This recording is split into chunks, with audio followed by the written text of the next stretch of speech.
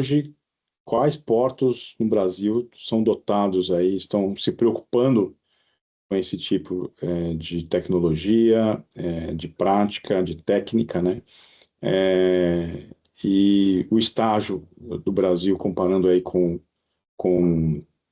outros players, né? Outros países, outros portos, mundo afora. Perfeito. Hoje a gente vê que muitos portos, né, já estão adotando esse tipo de tecnologia. Aqui, particularmente no Brasil, a gente tem um papel que cabe à autoridade administradora portuária, né, sob coordenação da Marinha. E o bom é que a gente já faz alguns anos, né, e que a gente tem uma norma especificamente sobre isso, né. Isso ajudou muito a agilizar esses processos, ou melhor dizendo, padronizar, né, porque assim todo mundo tinha muito uma ideia de qual era o passo a passo, mas não tinha um documento, né, exatamente formalizando. E quando você não tem uma instrução, sempre tem a dúvida, né, de como realizar, né?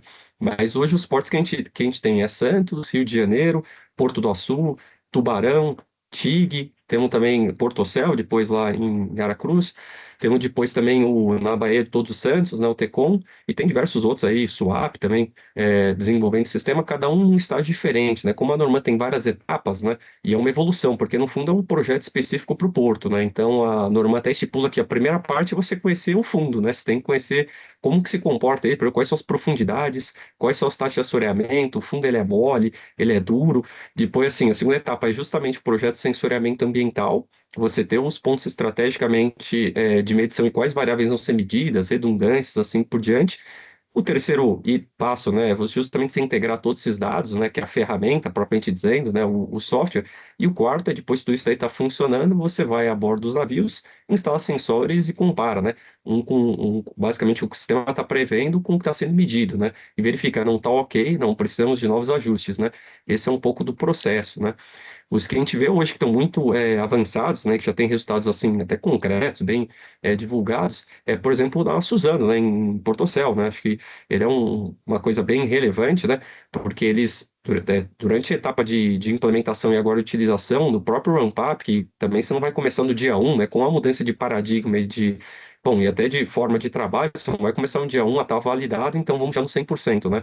Mas foram 4 etapas de ramp-up, né? 25, 50, 75 e 100%, em 42 manobras, né, que eles fizeram desse processo, já deu para ter uma ideia que eles economizaram em média 11 horas, né, por manobra.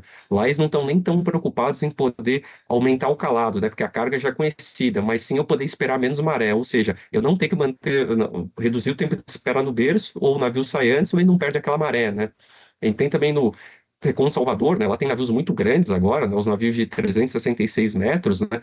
Eles estão ainda na primeira etapa de ramp-up, mas só nisso eles já conseguiram quase triplicar a janela de manobra, né? Então antes eu quero uma janela muito restrita, né? Até porque são navios muito grandes, né? Hoje eles já conseguiram triplicar isso.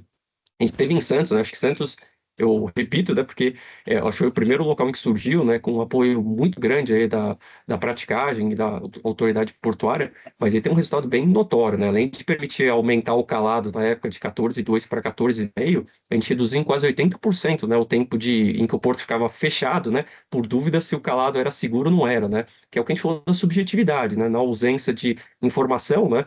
O prudente é você fechar o porto, né? Só de ter a ferramenta 80% você reduziu esse fechamento por restrição de calado, e o que é interessante, nesse meio tempo, quase dobrou o número de manobras de navios com calados maiores, né? Então também é um exemplo muito importante, né? A gente teve mais recentemente também a manobra do Valimax, né? Um navio de grande porte, né? Que conseguiu agora também realizar manobras, né? Com menos maré, né? Que é o maior navio do mundo, né? Uma conquista brasileira, né, por assim dizer, né, e que também conseguiu atingir esse marco, né.